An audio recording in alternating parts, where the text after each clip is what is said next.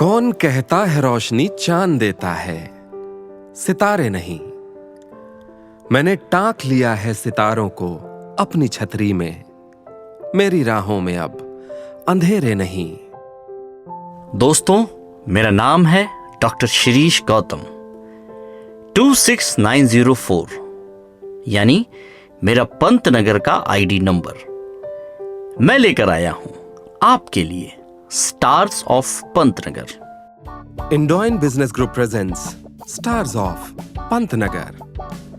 Indoine Business Group, an agricultural company, adding value, building trust. To know more about our title sponsor, please visit www.indoinegroup.com. हमारे आज के guest हैं जो हर क्षेत्र में खुद को ढालने का हुनर रखते हैं, चाहे डांसिंग, एक्टिंग, मॉडलिंग या योगा की हो बात, या mister Uttarakhand motivational icon of India का हो खिताब। इनकी कलम के जोर से कुछ छुपा ना रह पाया। इनके टैलेंट के इत्र से इन्होंने हर क्षेत्र को है महकाया। हेमचंद जी ने 1997 में पंतनगर विश्वविद्यालय में बीएससी एजी एंड एएच में प्रवेश लिया। आपने केंद्रीय सरकार एवं राज्य सरकार के महत्वपूर्ण पदों में अपनी सेवाएं दी हैं, जैसे sub inspector in central police CISF, farm manager KVK Nainital Jeolikote, seed production officer UKS and TDC Haldi. वर्तमान में आप उत्तराखंड सरकार के सेरिकल्चर डिपार्टमेंट में बतौर असिस्टेंट डायरेक्टर कार्यरत हैं। जो बात इन्हें स्टार बनाती है वो बात है एकेडमिक प्रोफिशिएंसी के साथ अन्य क्षेत्रों में भी अपना परचम लहराना। अपने विद्यार्थी जीवन में इन्होंने power weightlifting, bodybuilding, kabaddi, shot put and discus throw में राष्ट्रीय स्तर पर पंतनगर का प्रतिनिधित्व किया। आप एक सफल model, actor, dancer, power yoga expert भी हैं।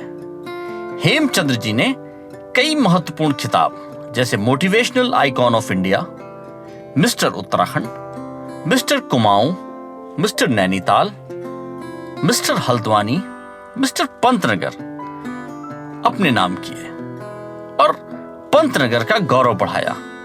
हेमचंद जी ने अपनी प्रतिभा का लोहा हर क्षेत्र में मनवाकर सभी के लिए प्रेरणा स्रोत का काम किया है। हेम जी के द्वारा दिए मोटिवेशनल जोश टॉक्स को भी तक लगभग 2 लाख बार सुना देखा गया है। बेशक आप पंतनगर के नायाब स्टार हैं, तो आइए स्वागत करते हैं हमारे आज के शो में। जिक्र करते हैं हेमचंद जी, जिक्र इत्र का। क्या क्या उपलब्धियां आपने इस मार्ग पर अर्जित की और पंतनगर का किस प्रकार से योगदान रहा है आपकी अभी तक की सफलता में, आपकी अभी तक की यात्रा में? आइए जानते हैं हेमचंद्र जी से उन्हीं के शब्दों में।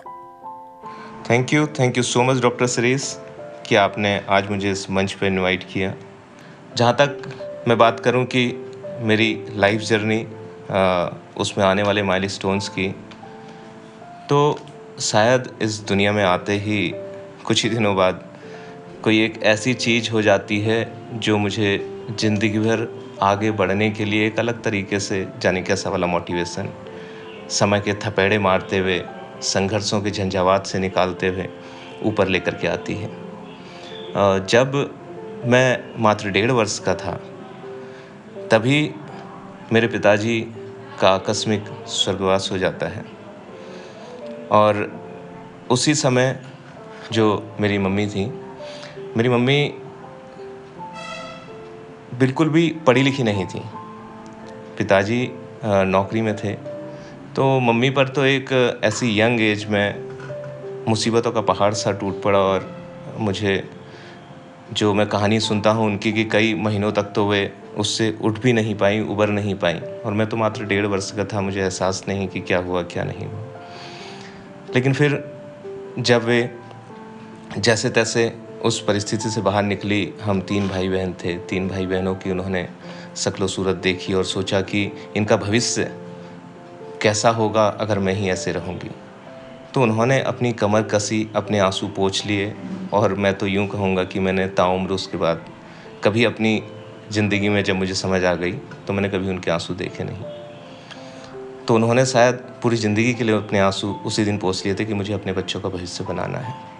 मेरी मम्मी, उन्हें मेरे पिताजी की जगह पे एक बहुत ही छोटी सी नौकरी मिली, तो वहाँ पर पूरी दुनिया से अकेले लड़ते हुए मेरी मम्मी हमें लेकर के आगे चलने लगी। और मुझे ध्यान है वो बचपन में, जब हम लोग इतने एक छोटे से कमरे, जिसे मैं कहूँगा एक 10 बाई 10 स्क्वायर फुट का कमरा था, वही एक छोटा सा कमरा हम सब के लिए बेडरूम भी हुआ करता था, वही ड्राइंग रूम भी हुआ करता था, वही किचन भी हुआ करता था, और वही बाथरूम भी हुआ करता था।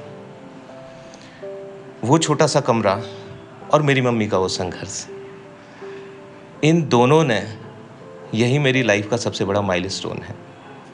इन दोनों ने एक अजीब प्रकार की फीलिंग्स मेरे अंदर भर दी कि हेम, तुझे अपनी लाइफ में कुछ ऐसा करना है, तुझे कुछ ऐसा करना है कि अपनी मम्मी को इन संघर्षों से बाहर निकालना है, उनके लिए अच्छा समय लेकर के आना है, और इस 10 बाई 10 के कमरे से उन्हें बाहर निकाल के कुछ अच्छा समय, कुछ अच्छी शक्ल सूरत समय की, भविष्य की देनी है। जब भी मैं अपनी लाइफ में कुछ करता, आगे बढ़ता जाता, मुझे वो 10 बाई 10 का कमरा और अपनी मम्मी का वो संघर्ष नज़र आता।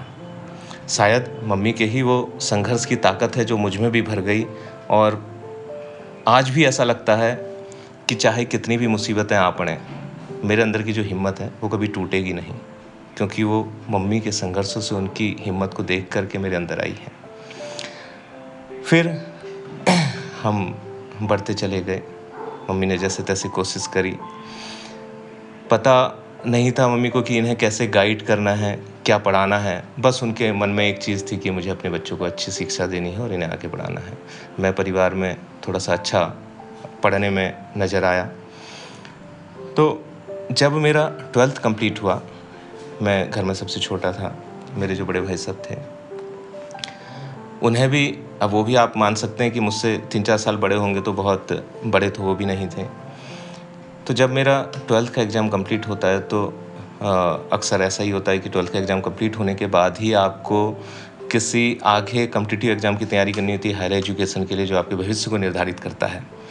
तो उस समय शायद मेरे भाई को कहीं से ख्याल आया कि मेरा छोटा भाई थोड़ा अच्छा है पढ़ने में, तो इसके लिए मैं कुछ अच्छे कॉम्पिटिटिव एग्ज़ाम्स भरवा दूँ, उनके फॉर्म फिलअप करवाऊँ।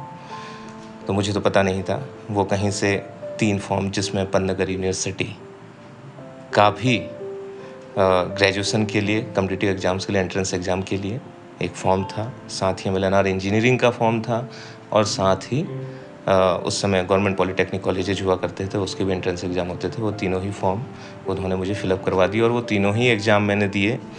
और एट द टाइम मैं बात करूं तो उसके बाद में आई got selected for all the 3 exams.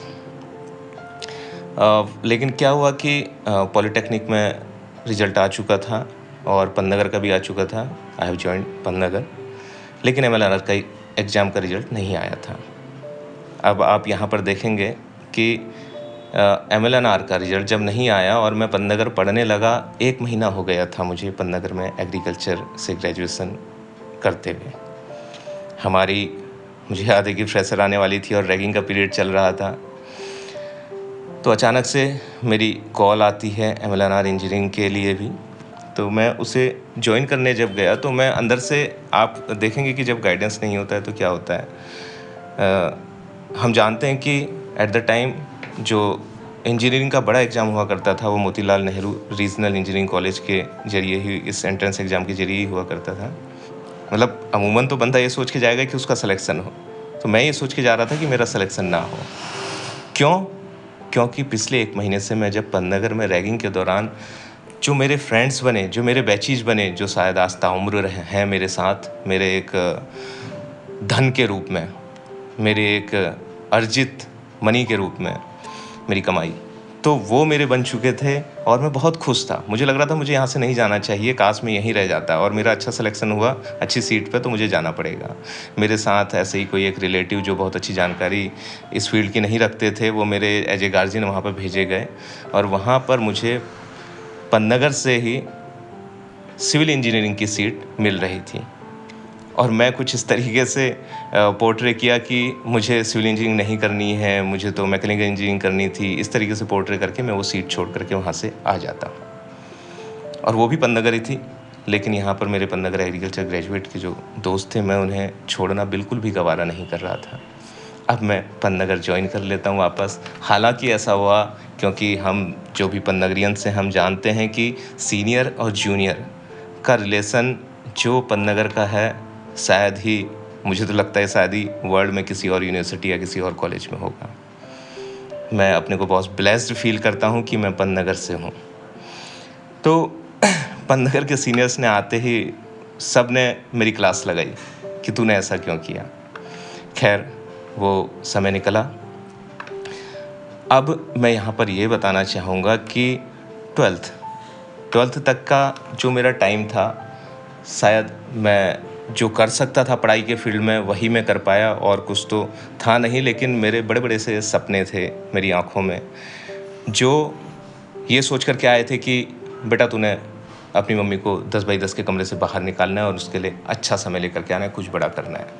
उन सपनों को शायद पंख देने का समय अब पंतनगर में आ चुका था। Pantnagar, another milestone for my life. मैं यूँ कहूँगा कि उस यूनिवर्सिटी में आने वाला कोई भी व्यक्ति जब उसमें एंटर करता है और जब बाहर निकलता है, एक सिग्निफिकेंट डिफरेंस, बहुत ही बड़ा डिफरेंस उसमें होता है। मेरे पंखों, मेरे जो सपने थे उन्हें, उनके पंख पंतनगर में आकर के लग गए। मेरे अंदर बहुत सारी चाहत थी। मुझे जानने वाले लोग जैसे मुझे फिटनेस से भी जानते हैं, जब मैं पंतनगर आया तो वहाँ पर मेरा ये जो शौक़ था इसने भी उड़ान भरनी शुरू कर दी। बहुत ऐसी चीज़ें मिली जो मुझे डेवलप करती। मैं लालच की नज़रों से उन सब की ओर देखने लगा और कोशिश करने लगा कि मैं ये भी कर लूँ, मैं वो भी कर लूँ, मैं वो भी कर लूँ।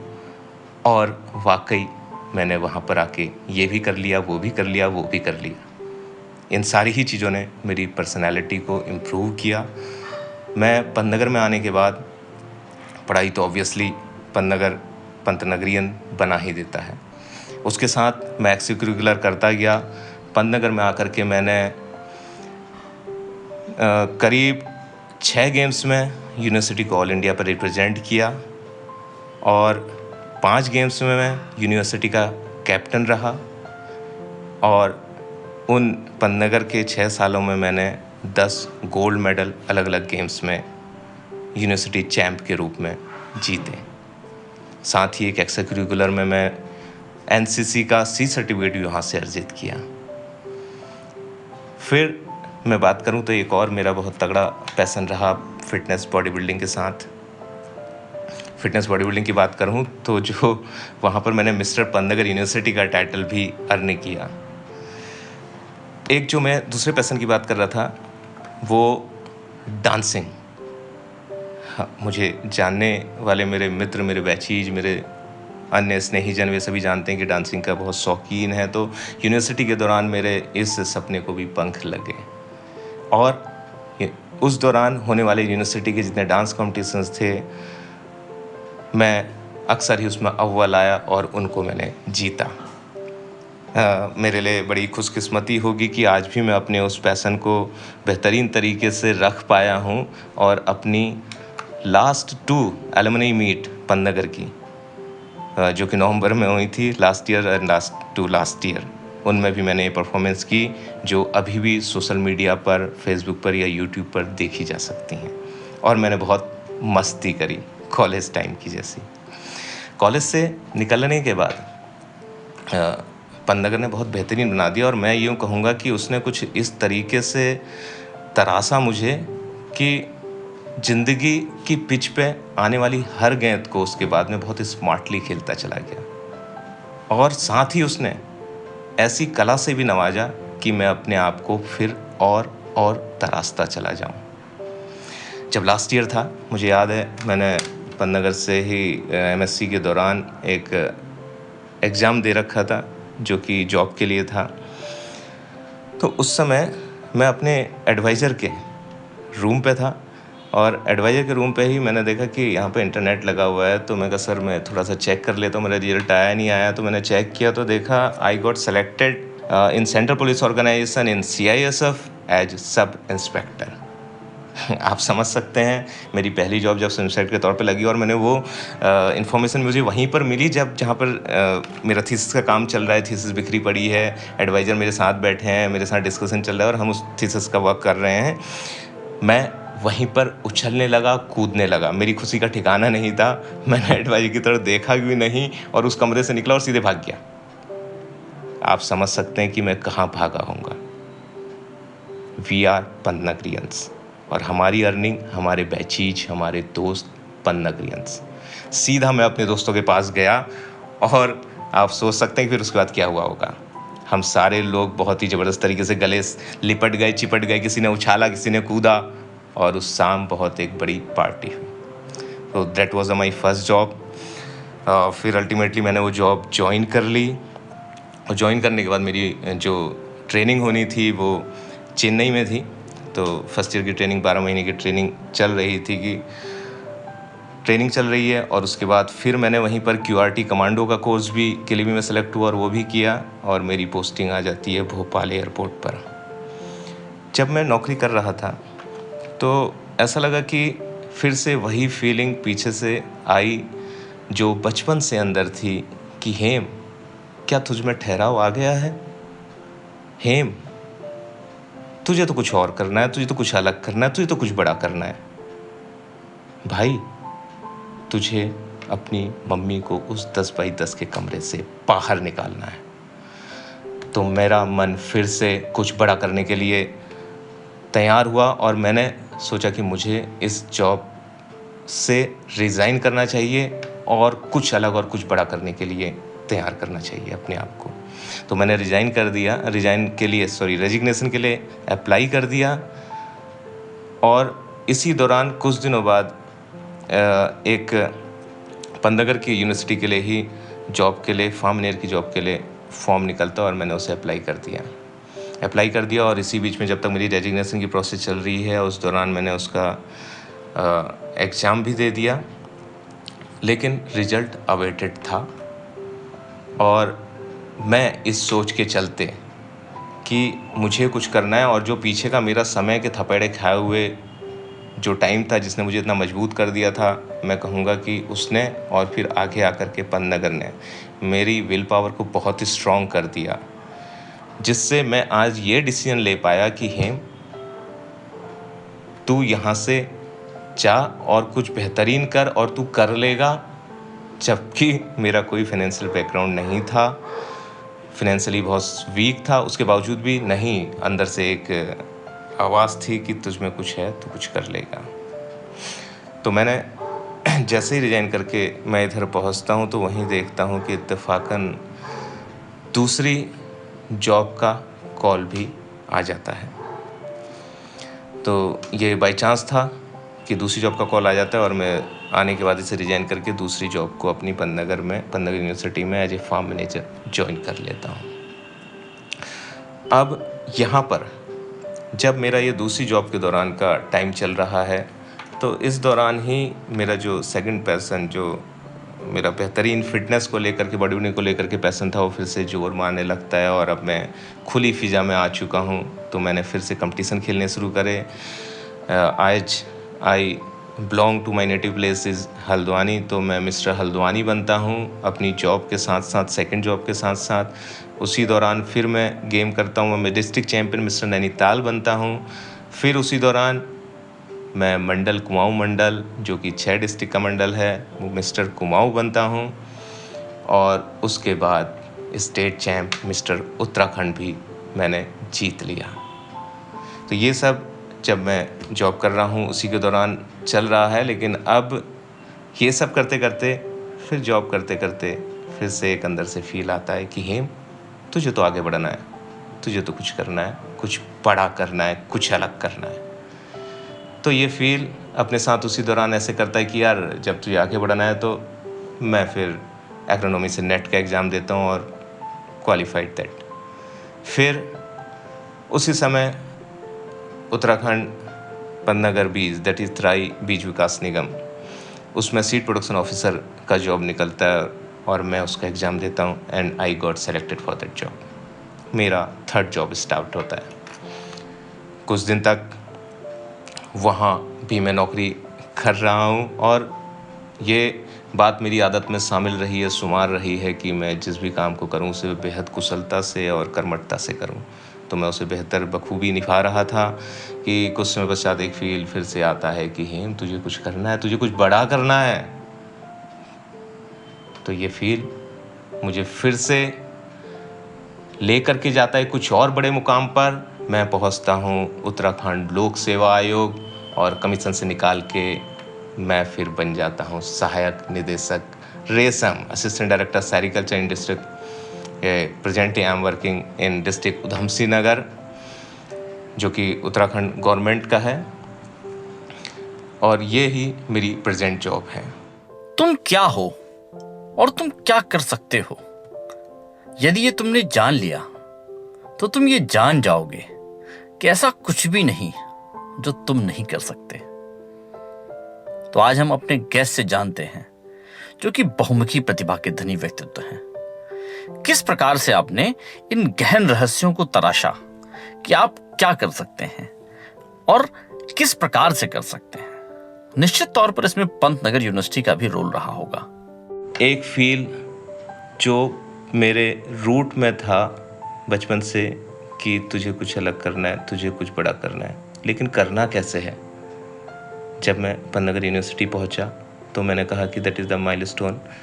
वहाँ पर उसने मुझे उस कला से नवाजा जो मुझे और तराशने की कला थी। साथ ही उसने इतना तराशा कि मैं किसी भी काम को स्मार्टली करता गया।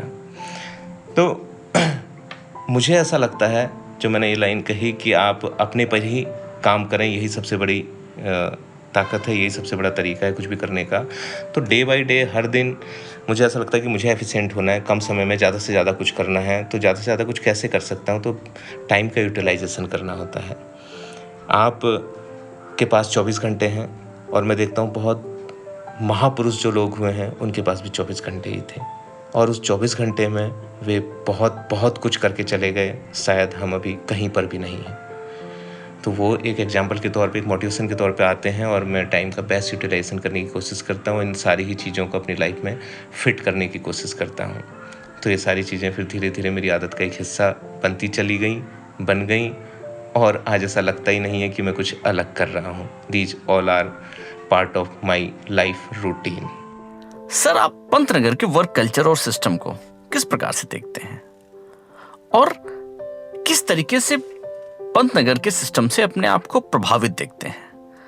ये जब आप खुद को सफलता की ओर अग्रसर होते हुए देखते हैं तो किस तरीके से उसके लिए पंतनगर के सिस्टम को भी जिम्मेदार मानते हैं? जब मैं पंतनगर पहुंचा तो मैंने जितने भी सपने देखे थे उन्हें उड़ान मिली, उन्हें पंख लग गए।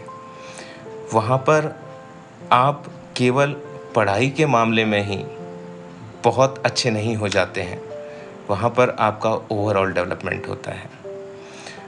एक चीज़ मैं कहना चाहूँगा कि अगर मैं पढ़ाई के सिलसिले में कहूँ तो हमारे वहाँ सेमेस्टर सिस्टम पंतनगर में चला करता रहा है, और उसमें हमने देखा कि first early, second early, left final, then final. तो ये 6 महीने का सेमेस्टर, और हम छुट्टियाँ अगर निकाल दें तो 4.5 से 5 महीने, 4.5 से 5 महीने, इसका मतलब कि 4 बार एग्ज़ाम्स, 4 बार एग्ज़ाम्स, यानी कि 6-6, 7-7 कोर्सेज हुआ करते थे यूजी में, और 6-6, 7-7 कोर्सेज 4-4.5 महीने में 6 से 7-7 कोर्सेज का हम 4 गुना करें तो हम 25 से 30 एग्ज़ाम दे रहे थे। तो हर महीने ही ऑलमोस्ट आप एग्ज़ाम दे रहे थे, जो आपको एक इतना हार्ड वर्किंग बनाता है और एक शॉर्ट टाइम में एक बड़े टास्क को पूरा करने के लिए सिखाता है। तो ये एक नेचर बार बार होता रहा, और वो हमारी रग में शामिल हो गया। तो आज जब हम अपनी नौकरी कर रहे हैं या कोई भी चीज़ के लिए तैयार कर रहे हैं, प्रिपरेशन कर रहे हैं, तो उस जगह पर ये सारा का सारा आपको डिफ़ाइन कर रहा होता है, आपको अपनी पर्सनैलिटी को इम्प्रूव करने के लिए, स्ट्रॉन्ग करने के लिए सपोर्ट कर रहा होता है।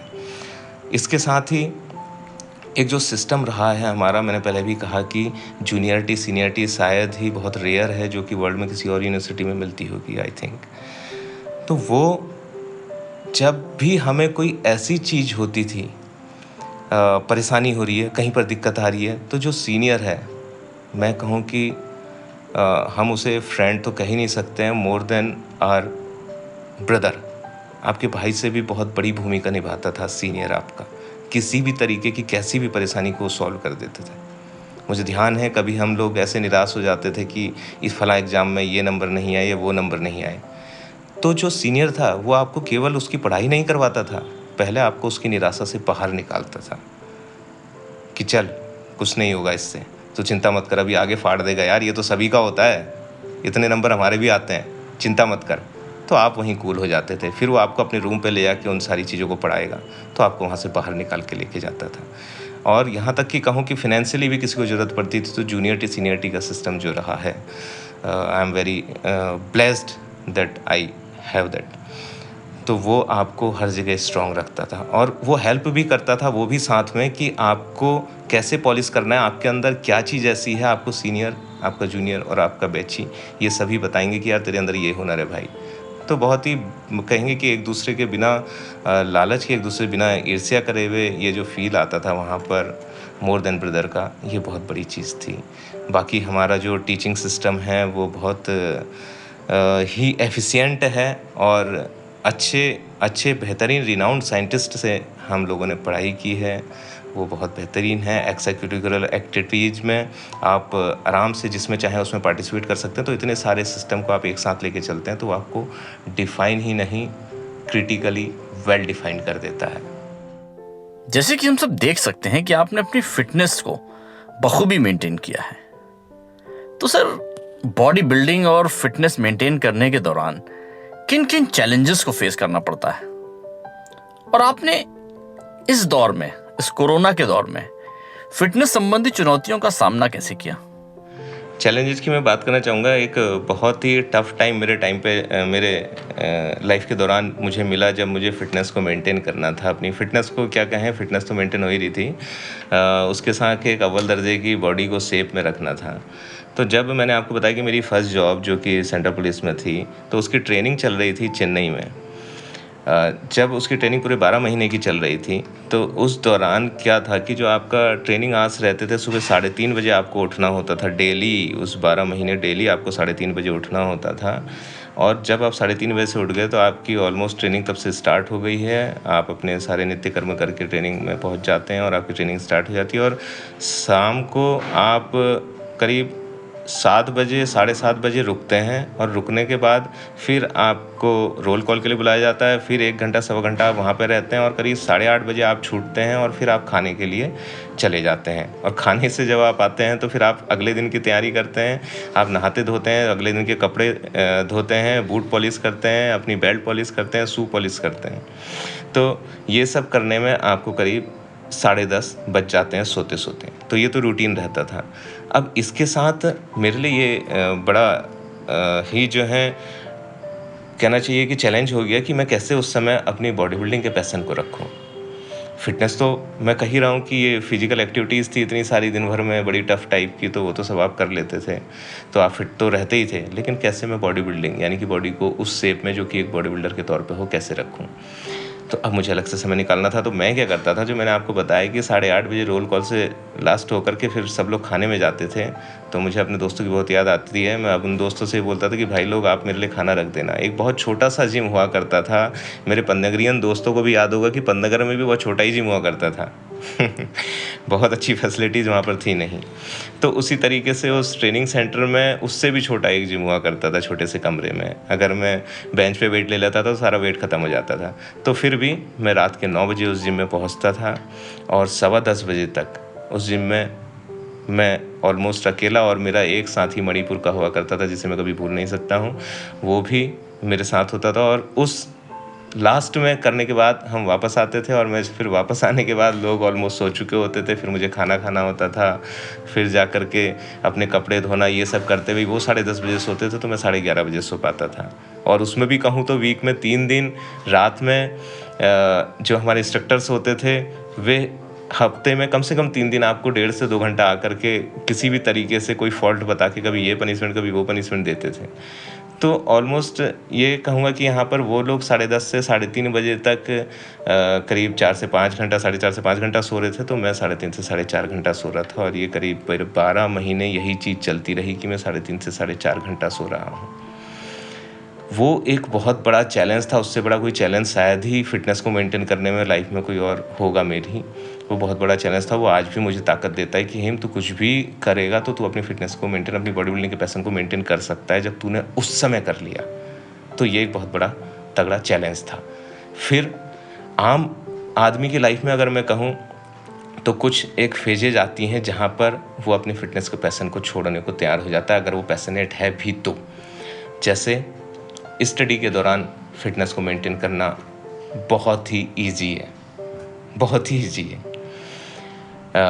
फिर जैसे ही वो पढ़ाई की फेज़ से अपनी नौकरी की फेज़ में आता है तो पहली एक लाइन ऐसी आती है जहाँ पर उसे दिक्कत होती है कि क्या वो नौकरी के साथ भी फिटनेस को मेंटेन कर पाएगा।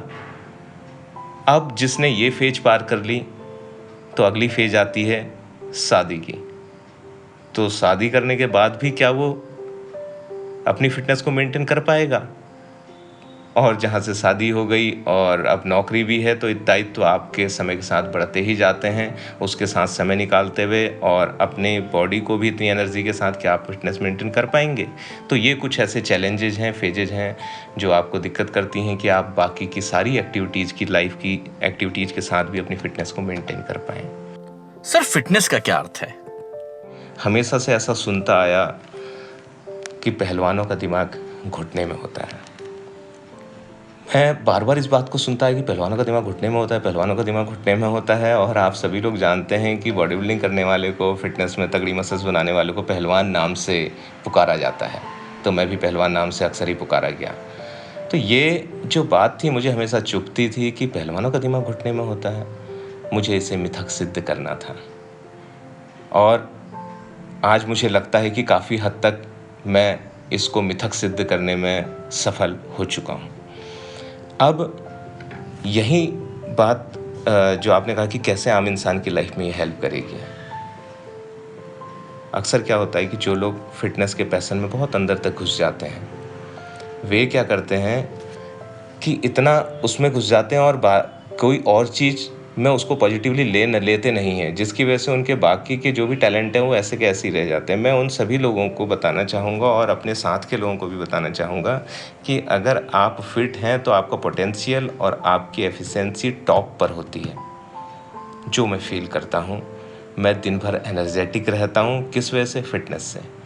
मैंने अगर आज तक जो भी चीज़ें कही हैं, मैं उसमें से पूरा का पूरा जो क्रेडिट दूंगा वो अपनी फिटनेस के पैशन को देना चाहूँगा। वो क्या करती है मेरे साथ कि जब मैं दिन भर की उथल पुथल के साथ होता हूँ तो मेरे वो जिम के 2 घंटे, 2.25 घंटे, 2.5 घंटे रिवाइव हो जाते हैं। मुझे कुछ भी ध्यान नहीं रहता कि मैं क्या कर रहा हूँ। और साथ ही बॉडी के अंदर ऐसे फिजिकोकेमिकल चेंजेज होते हैं जो मुझे इधर से डिस्कनेक्ट कर देते हैं और बॉडी इस एक नए सेशन के लिए बिल्कुल तैयार कर देते हैं। साथ ही आपको इतना तो हम सभी अवगत हैं कि आपके बॉडी के अंदर के सारे सिस्टम को वो स्ट्रॉन्ग रखता है, फिट रखता है, जो आपको नई एनर्जी दे रहा होता है। लेकिन साथ ही आपका मोटिवेशन लेवल बहुत तगड़ा रखता है कि भाई तू आज भी देखिए, आप जब समय के साथ आपकी उम्र होती जाएगी तो आपको लगेगा कि शरीर ही एक माध्यम है हमारा, जो हमारे दिमाग के अंदर की विचारों को वास्तविकता में परिणत करता है।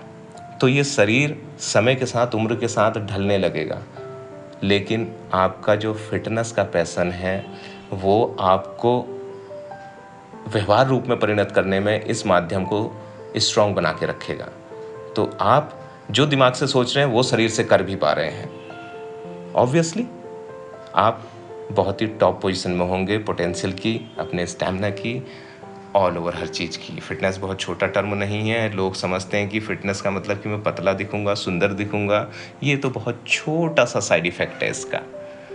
आप अगर अपने को फिटनेस करने के लिए, फिट करने के लिए कोई भी फिजिकल एक्टिविटी करते हैं तो ये तो छोटा सा साइड इफ़ेक्ट है, वो तो आप खुद ब खुद हो जाओगे। अच्छा दिखना, इसके लिए आप जिम मत जाइए। आप इसलिए किसी फिटनेस वाली जगह पर जाइए कि आपने फिट रहना है, सोशली फिट रहना है, बिहेवियरली फिट रहना है, मेंटली फिट रहना है। ये बहुत ब्रॉड सेंस की बात है फिटनेस। तो इसलिए आप सभी को मैं विश यू ऑल फिटनेस कहना चाहूँगा। एक से दूसरे में संक्रमण करने वाला कोई होगा तो वो लेखक। सकारात्मकता का जो इत्र बिखेर दे वो लेखक। सर, सुना है आप लिखते भी हैं? हाँ डॉक्टर, बिल्कुल सही कहा आपने कि मैं लिखता भी हूँ। मुझे लगता है कि कलम में सबसे बड़ी ताकत है। एक जो दुनिया से सीखता आया, खुद के अंदर डालता आया, वो विचार के रूप में बार बार बाहर आते थे। तो कैसे इन्हें जनता तक पहुँचाऊँ, कैसे इस पॉजिटिविटी को लेकर के जाऊँ? तो उन विचारों को कलमबद्ध और लिपिबद्ध करने के लिए मुझे कलम को थामना पड़ा। और उसी क्रम में मैंने स्वयं को एक उपनाम दिया, जिक्र-ए-इत्र। अक्सर मैंने देखा कि मेरी लेखनी में पॉजिटिविटी थी, सकारात्मकता थी, और सकारात्मकता में एक इत्र होता है। तो इसीलिए ये उपनाम था जिक्र-ए-इत्र। मतलब इत्र fragrance, positivity, sign of positivity, and जिक्र उस इत्र का जिक्र। तो इस उपनाम के साथ मैं लिखता गया। और ऐसे ही शुरुआत में जब मैं लिख रहा था तो लिखते लिखते कुछ छोटी छोटी शॉर्ट स्टोरी जो मेरी लाइफ में सच रूप से घटती गई, उन्हें मैंने पहले फेसबुक पे लिखना शुरू किया। बाद में मैंने उन्हें कंपाइल किया तो एक बुक बन पड़ी। और वो बुक मेरी पहली बुक, जो कि किंडल से पब्लिश हुई और आज अमेज़ॉन पे भी अवेलेबल है, जिसका नाम है फेसबुक के पन्नों पर जिक्र-इत्र की कलम से। और उसके अलावा भी कुछ जो मेरे असाइनमेंट्स हैं वो पेंडिंग हैं अभी। हो सकता है आने वाले समय में आप लोगों को मिले। समय की थोड़ी सी कमी के चलते शायद पूरे नहीं हो पा रहे हैं, लेकिन जल्दी ही मैं उन्हें सामने लेकर के आऊँगा। तो ये जिक्र-इत्र कहता है कि जो भी आपके अंदर, क्योंकि हर किसी के अंदर होता है, जो भी आपके अंदर इत्र है उसका जिक्र हर जगह करते रहिए। पंतनगर से जुड़ा कोई ऐसा इंसिडेंट साझा करना चाहेंगे जो आपके जहन में आज भी बसता हो, और उस इंसिडेंट का आपके जीवन पर क्या प्रभाव रहा? ऑफ कोर्स मैं एक ऐसा इंसिडेंट बताना चाहूँगा। Doctor Ajit Kumar Karnataka, entomology department से, हमारे जो मेरा पहला हॉस्टल था वहाँ पे गांधी भवन, उसके वार्डन थे। तो उस समय यूजी में था मैं, और मैंने पहला टाइटल बॉडी बिल्डिंग में मिस्टर पंतनगर यूनिवर्सिटी विन किया। तो डीएसडब्ल्यू सर के साथ जो हमारे वार्डन सर डॉक्टर कर्नाटक, ये भी साथ में थे और स्टेडियम में ऑनर किया गया, प्राइज़ दिया गया। तो वहाँ पर सर ने मुझे विश किया। अब क्या हुआ कि ठीक है, नॉर्मल है, वहाँ पर उन्होंने विश कर दिया और उसके बाद मैं अपने हॉस्टल आ गया। फिर एक दिन बाद की बात है, अगले दिन उस समय हम लोग जो हैं साइकिल चलाया करते थे, तो मैं भी साइकिल से शायद कहीं से आ रहा था। तो वार्डन सर हमारे हॉस्टल के बाहर पर ही थे, उन्होंने मुझे रोक लिया। मैं सर के पास गया, सर नमस्कार। तो सर बोलते हैं मुझे रोक करके, कर्नाटक सर, कि हेम, मैं तुम्हें फिर से एक बार बहुत बहुत ज़्यादा बधाई देना चाहता हूँ। तो मैं सर की तरफ देखने लगा प्रश्नवाचक मुद्रा में। तो मुझसे कहते हैं कि हेम, मैं तुमसे कल भी मिला था और मैंने कल भी तुम्हें विश किया था, तुम्हें कॉन्ग्रेचुलेट किया था, लेकिन मैं आज रोक कर तुम्हें खास कॉन्ग्रेचुलेट कर रहा हूँ। तो उन्होंने एक सीख दी। उन्होंने मुझे बोला कि बेटा, ये जो तुम्हारा पैशन है, ये जो तुम्हारा गेम है, ये औरों से डिफरेंट है। तुम इसको कभी भी मत छोड़ना। ये तुम्हारा फिटनेस से रिलेटेड पैशन है, और अगर तुम इसे लाइफ लॉन्ग तुम इसे चला पाए और इसके साथ तुमने थोड़ी सी नॉलेज और एफिशिएंसी गेन करके रखी, तो तुम दुनिया में कभी भी असफल नहीं होगे, हमेशा सक्सेस होगे। तो वो इंटरेक्शन मुझे हमेशा याद रहता है और एक मोटिवेशन का काम भी उसने किया।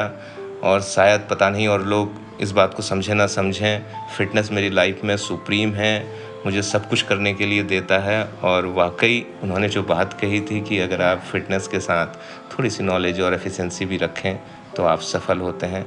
तो I feel very blessed and feel very positive this time about that interaction. विश्वविद्यालय खासकर अनुसंधान संस्थानों को अर्थव्यवस्था की रीढ़ माना जाता है। यदि आप आज पंतनगर यूनिवर्सिटी की तुलना पिछले समय से करते हैं तो इस संबंध में आपका क्या मत है? 1965 to 1966 हरित क्रांति का दौर और एक ऐसा समय जब संपूर्ण भारतवर्ष खाद्यान्न की कमी से जूझ रहा था, भूखहाली से जूझ रहा था। उस समय पंतनगर यूनिवर्सिटी जो हरित क्रांति की जननी के रूप में उभर कर सामने आती है और अपनी रिसर्च के द्वारा, नई तकनीक और नई वैरायटीज़ के द्वारा पूरे देश को उस भूखहाली, उस खाद्यान्न की कमी से बाहर निकाल के खाद्यान्न सरप्लस में लेकर के आती है। और बहुत बार ऐसा हुआ कि हमारी यूनिवर्सिटी अपने रिसर्च, अपने टीचिंग, अपने सिस्टम के द्वारा टॉप मोस्ट एशिया की एग्रीकल्चर यूनिवर्सिटी का अवार्ड जीत चुकी है। तो इतने टॉप लेवल के एग्रीकल्चर के फील्ड में रिसर्च की शैली को लेकर के चलने वाली हमारी यूनिवर्सिटी में फ़ख्र महसूस करता हूँ, प्राइड फील करता हूँ कि I am the part of that university, I was the part of that university. बेशक ऐसा नज़र आता है कि पिछले कुछ समय में, क्योंकि जो रिसर्च है, जो नई टेक्नोलॉजी है, जब उसने उस खुशहाली में लेकर के गया, उस भुखमरी से, वो ऑब्वियसली नेशनल इकोनॉमी में बहुत बड़ा चेंज लेकर के आती है। और इकोनॉमी में चेंज होता है तो मानव का विकास होता है। और आज काफ़ी समय से ऐसा नज़र आ रहा है कि हमारा रिसर्च का सिस्टम कहीं ना कहीं थोड़ा बहुत लूज पड़ रहा है। मैं कहना चाहूँगा कि समय के साथ चेंजेस आना ऑब्वियस सी बात है। तो ज़रूरत है प्रेजेंट सिस्टम को उस चेंजेज के अकॉर्डिंग चैलेंजेज को लेने की और उन चैलेंजेज के सॉल्यूशंस निकालने की, नई टेक्नोलॉजीज़ निकालने की, नई वैरायटीज़ निकालने की, जो कि हमारी नेशनल इकोनॉमी को नई हाइट पर लेकर के जाए और ह्यूमन का डेवलपमेंट नए स्तर तक कर सके। बाकी इस समय यूनिवर्सिटी में हमारे सीनियर्स ही कहीं ना कहीं मौजूद हैं और मैं विश करता हूं और मेरा बहुत बड़ा विश्वास है कि दे आर पोटेंट एनफ कि वो उसे नई हाइट पर लेकर के जाएंगे।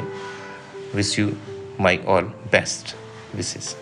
जैसा कि हमारे आज के गेस्ट उत्तराखंड सरकार के रेशम विभाग में कार्यरत हैं, तो हम उनसे जानना चाहेंगे क्या वर्तमान समय में सरकार द्वारा कोई ऐसी योजना चलाई जा रही है जिसमें कृषि क्षेत्र से डायरेक्टली संबंध न रखने वाले लोग भी कृषि क्षेत्र या कृषकों के उत्थान में अपनी भागीदारी दे सकते हैं?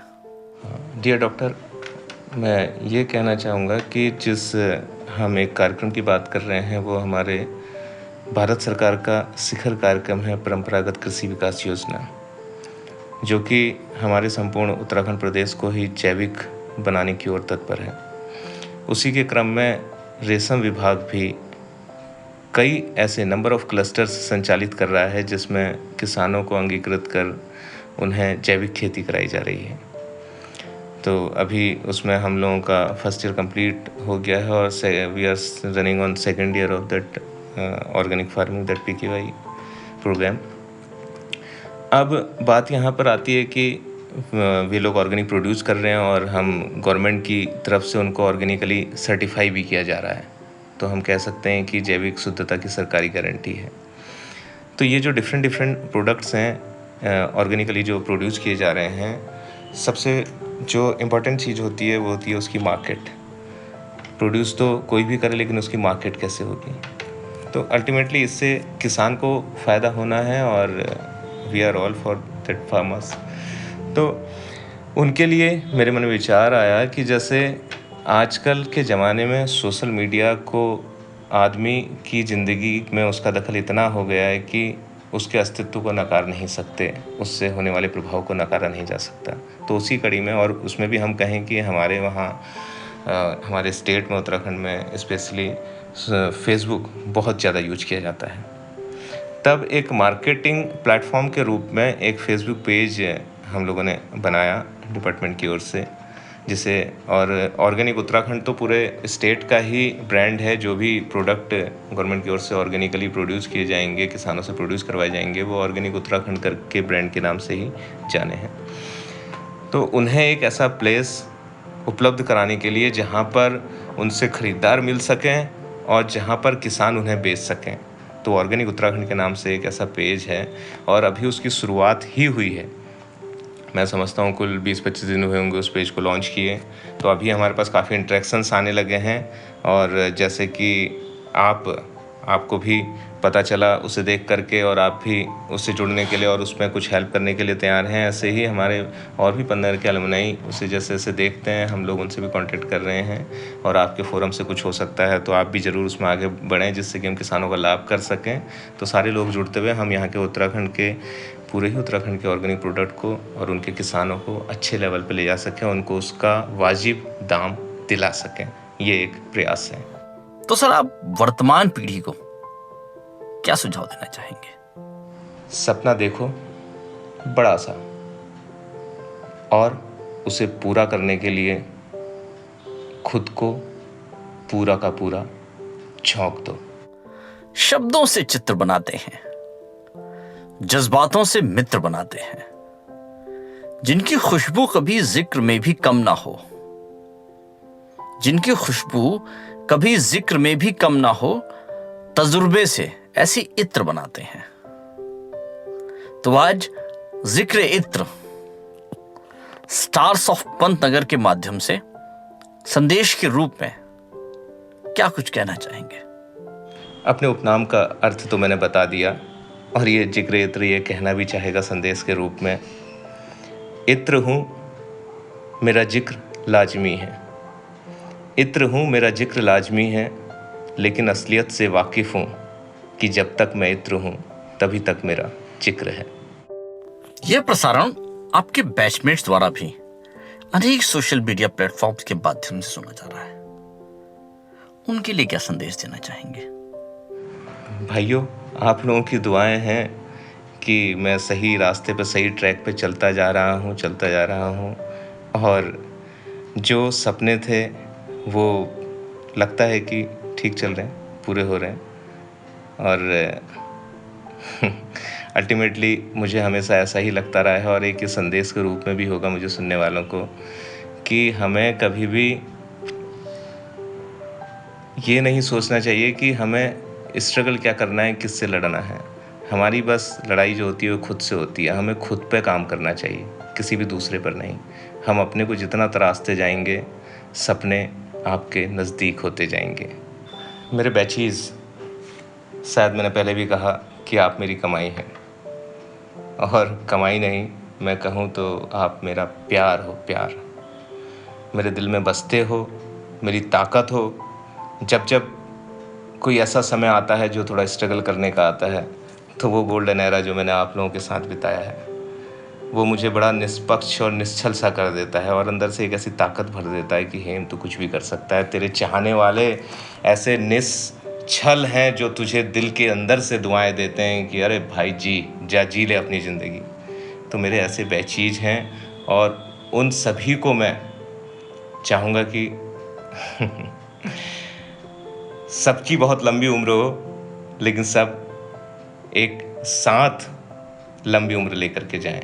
और मैं सबको बहुत ढेर सारा प्यार देना चाहूँगा, और हमेशा मिस करता हूँ कि थोड़ा सा भी समय उनके साथ मिले। और मैं तो यहाँ तक कहूँगा कि मेरे पन्नगरियन जूनियर डॉक्टर सरीस, आज आपने मौका दिया कि इतनी देर में आपके साथ बैठ सका, तो वो पन्नगर वाली फीलिंग दोबारा से आई।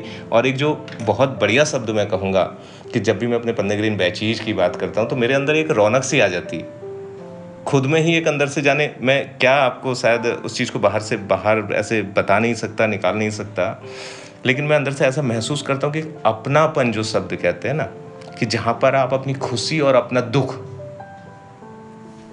भाई साहब बिना किसी लाग लपेट के ऐसे ही निकाल देते हो कि आप किसी अपने के पास हो। तो वो अपनेपन की फीलिंग जो मेरे बैचीज से आती है, आई रियली मिस्ड दैट, और आई रियली मिस दैट। तो भाइयों, love you all my batches. So we are eager to have your feedback on our podcast, Stars of Pantnagar. Stars of Pantnagar, जैसे नाम ही बताता है, स्टार्स ऑफ पन्नगर। ये आपने बहुत ही बेहतरीन शुरुआत की है, बहुत ही सराहनीय पहल है कि हम अपने पन्नगर के उन लोगों को फलक पे लेकर के आ रहे हैं जो वाकई में स्टार्स हैं। मैं आपके बहुत सारे एपिसोड पिछले सुनता रहा, और वो शायद हमसे बहुत कुछ उसमें ऐसे थे जो बहुत सीनियर थे, जिन्हें मैं ऐसे तो ऐसे सच नहीं पहचानता था, लेकिन जब स्टार्स ऑफ पन्नगर में देखा, सुना, तो उन्हें पहचाना और जाना, और उनसे एक ताकत मिली। और really you are doing a very nice work. Doctor Suresh, आपको भी मैं पहले से जानता हूँ। मैं ख़ास नितिन के बारे में कहना चाहूँगा। Nitin, that is the founder of that stars of Pantnagar के। तो नितिन, तुम में मैंने एक अलग चीज़ देखी है, अलग झील देखी है, लीक से हटने का मादा देखा है। Keep it up. ये चीज़ वाकई में आपको अलग करती है, आपको एक हौसला देती है बुलंदियों को हासिल करने का। और मैं कहूँ तो आपका नाम आता है तो मैं मोटिवेटेड फील करता हूँ, एनर्जेटिक फील करता हूँ, पॉजिटिव फील करता हूँ। Lots of love to you Nitin and your all team, doctor Suresh, thank you so much. तो दोस्तों, ये थे हमारे आज के गेस्ट श्री हेमचंद आर्या जी, जिनसे बात करके और जिनकी डाइवर्स पर्सनैलिटी को देख करके काफी प्रेरणा मिलती है। और आज के समय में जो हमारा यूथ है, उसको अपने आप को बिल्डअप करने में और अपने आप को डेवलप करने में काफी मदद मिलेगी, काफी इंस्पिरेशन मिलेगा। We thank our title sponsor, Indoin Business Group, for making this podcast possible. आज के शो की script writing stars of Pantnagar की प्रोडक्शन इंटर्न मनीषा चमोली जी ने की है। आपको सादर आभार। इन 20 एपिसोड्स के सफर में स्टार्स ऑफ पंतनगर को आप लोगों ने ढेरों प्यार दिया है, और सारे सोशल मीडिया प्लेटफॉर्म्स पर अब तक तकरीबन 90,000 व्यूज स्टार्स ऑफ पंतनगर को मिल चुके हैं। तो इसके लिए, इस ढेर सारे प्यार के लिए तहे दिल से स्टार्स ऑफ पंतनगर की पूरी टीम की तरफ से हम आपका इस्तकबाल करते हैं और आपका स्वागत करते हैं, और उम्मीद करते हैं कि आपसे इस तरह का प्यार हर बार मिलता रहेगा। तो दोस्तों, आज के एपिसोड में इतना ही। अगले हफ्ते हम फिर मिलेंगे, आज ही के दिन, आज ही के समय। Till then, keep shining.